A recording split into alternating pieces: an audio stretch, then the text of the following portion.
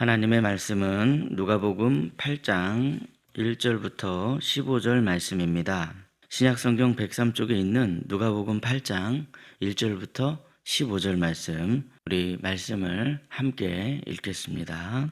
그 후에 예수께서 각 성과 마을에 두루 다니시며 하나님의 나라를 선포하시며 그 복음을 전하실세 12 제자가 함께 하셨고 또한 악귀를 쫓아내심과 그 병고침을 받은 어떤 여자들 곧 7 귀신이 나간 자 막달라인이라 하는 마리아와 헤로스 청지기 구사의 아내 요한나와 수산나와 다른 여러 여자가 함께하여 자기들의 소유로 그들을 섬기더라.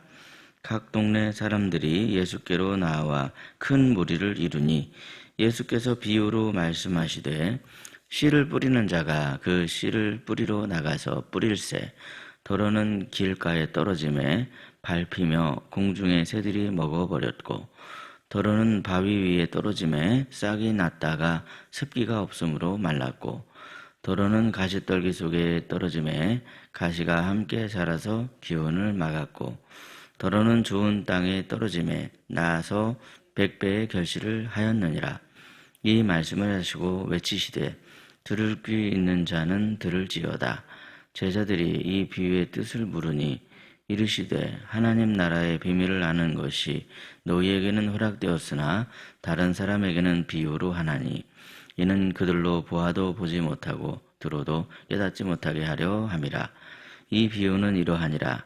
씨는 하나님의 말씀이요 길가에 있다는 것은 말씀을 들은 자니 이에 마귀가 가서 그들이 믿어 구원을 얻지 못하게 하려고 말씀을 그 마음에서 빼앗은 것이요 바위 위에 있다는 것은 말씀을 들을 때에 기쁨으로 받으나 뿌리가 없어 잠깐 믿다가 시련을 당할 때에 배반하는 자요 가시떨기에 떨어졌다는 것은 말씀을 들은 자이나 지내는 중 이생의 염려와 재물과 향락의 기운이 막혀 온전히 결실하지 못하는 자요.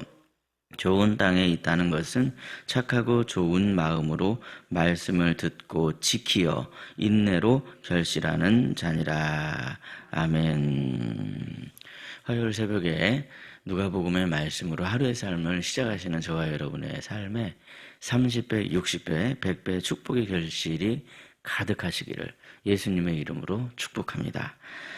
사랑하는 성도 여러분, 이 복음을 믿는 성도들에게는 하나님 나라의 비밀이 주어졌습니다. 그 나라는 눈에 보이지 않지만 분명히 임하고 있고 지금도 우리 가운데 역사하고 있습니다. 오늘 본문의 말씀 속에는 예수님께서 들려주시는 비유의 말씀이 담겨 있습니다. 씨를 뿌리는 자가 뿌리러 나갔다 그랬습니다. 이 비유에서 이 씨앗은 바로 말씀을 가리키고 있습니다. 씨앗은 살아있고 힘이 있으며 열매를 맺는다라고 하는 그런 특징을 가지고 있죠. 그런데 같은 씨앗이 떨어졌다고 해서 누구나 동일한 열매를 맺는 것은 아닙니다. 과연 무엇이 문제입니까? 예수님께서 우리에게 가르쳐 주시는 문제는 씨앗이 문제가 아니라 밭이 문제이다. 그렇게 말씀하십니다. 그러니까 우리 마음에 떨어지는 말씀의 씨앗은 완벽하고 완전합니다. 그런데 이 마음밭이 준비되지를 못하면 아무리 완벽하고 완전한 복의 씨앗이 떨어진다 할지라도 열매를 맺게 되지 못하게 된다. 그런 말씀을 지금 하시는 거죠. 오늘 본문의 말씀에서 예수님께서는 과연 어떤 사람에게 풍성한 결실이 있는가, 그것을 우리에게 명확하게 가르쳐 주십니다. 먼저 첫째로 본문의 말씀은 하나님 나라의 열매가 섬김의 자리에서 시작이 된다 하는 것을 우리에게 가르쳐 주고 있습니다. 본문 1절부터 3절까지를 보시면 예수님께서 복음을 전하실새 이제 예수님을 따라다니던 사람들이 나오고 있죠. 그 중에는 마리아도 있고 요한나도 있고 수산나와 같은 여인이 있었습니다.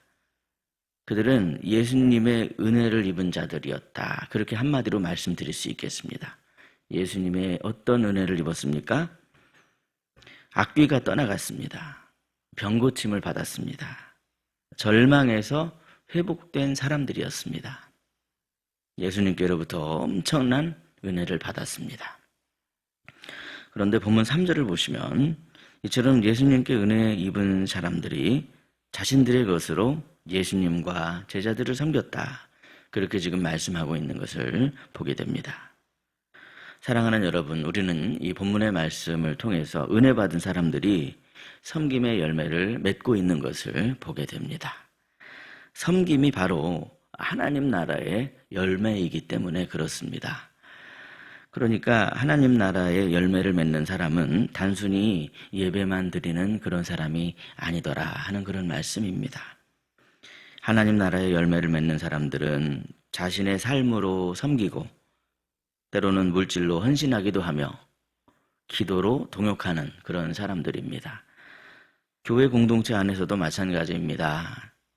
예배당을 청소하시는 분들, 식당에서 음식을 만드시는 분들, 설거지를 하시는 분들, 여러 가지 봉사를 하시는 손길들, 아이들을 돌보는 교사, 아무도 알아주지 않아도 열심히 중보기도 하시는 그런 분들, 이름 없이 빚도 없이 섬기는 분들을 통해서 하나님 나라의 열매가 맺어지게 됩니다.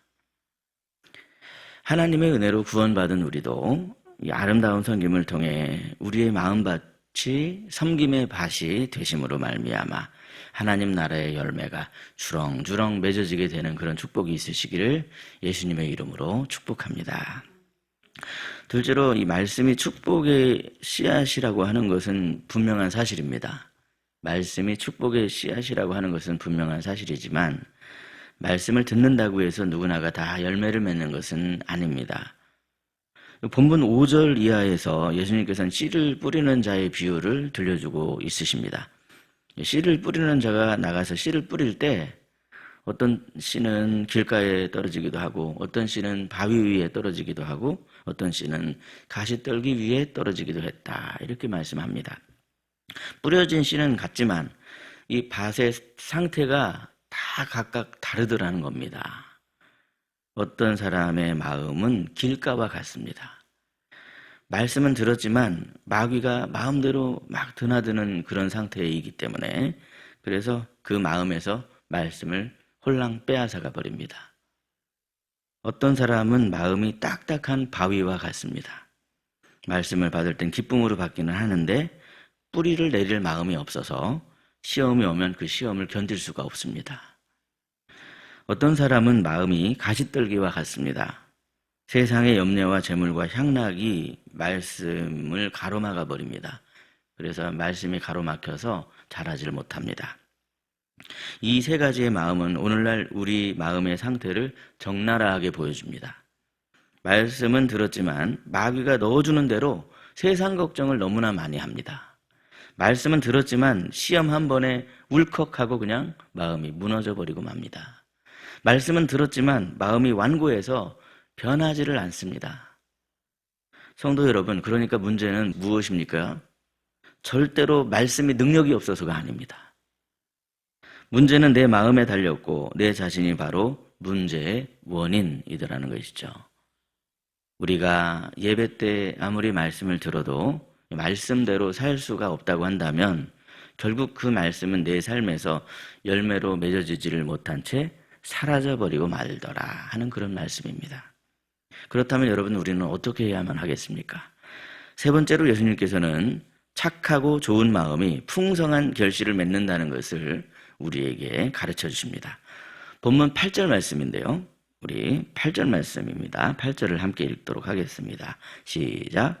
더러는 좋은 땅에 떨어짐에 나서 100배의 결실을 하였느니라.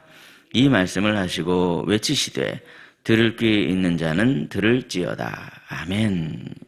여러분, 과연 좋은 땅은 어떤 땅을 말씀하고 있는 걸까요? 본문 15절 말씀을 보시면 예수님께서 이 좋은 땅이 어떤 땅인가를 해석을 해주십니다. 뭐라고 해석을 해주시는가?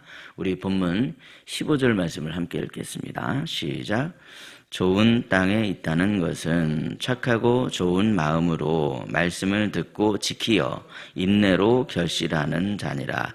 아멘. 예, 말씀을 사모하는 성도, 말씀을 가슴에 새기는 성도, 말씀대로 살아내기 위해서 인내하는 성도, 그러한 성도가 하나님의 나라의 열매를 맺습니다.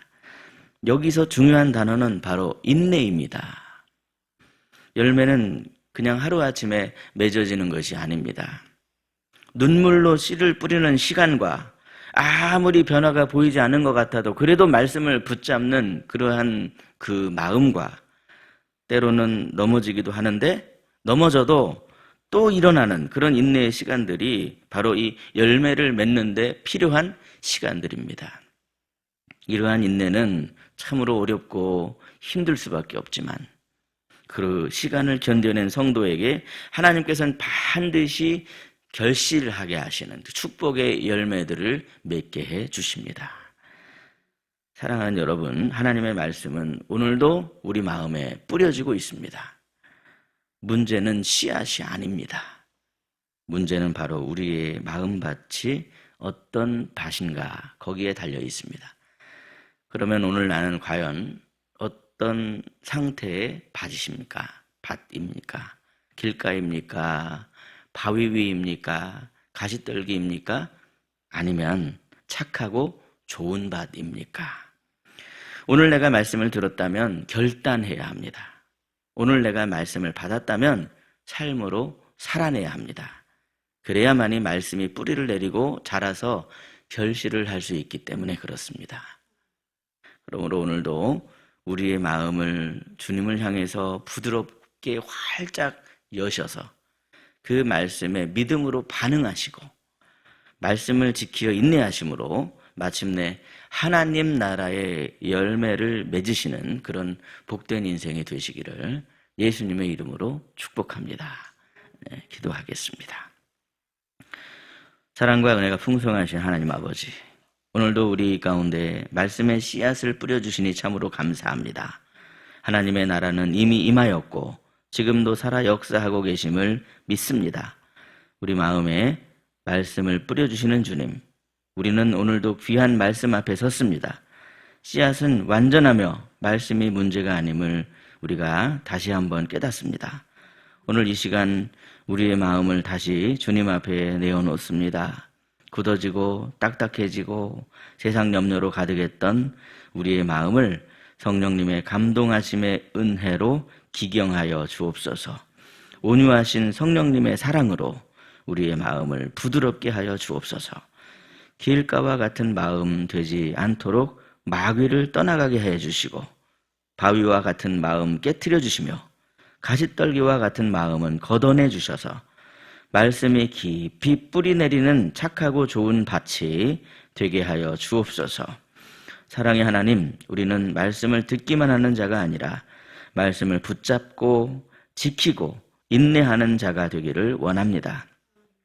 믿음으로 말씀을 받고 순종으로 반응하며 끝까지 견디는 자가 되어서 100배의 열매를 맺게 해 주옵소서.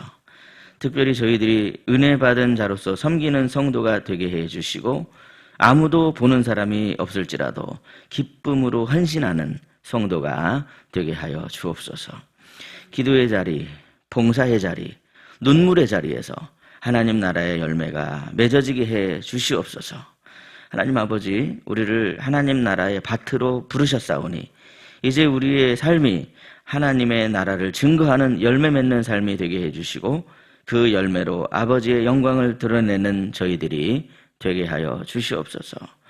오늘도 우리에게 말씀을 주신 주님을 높이 찬양하오며 우리 구주 예수님의 이름으로 기도하옵나이다. 아멘. 각자 기도하시겠습니다.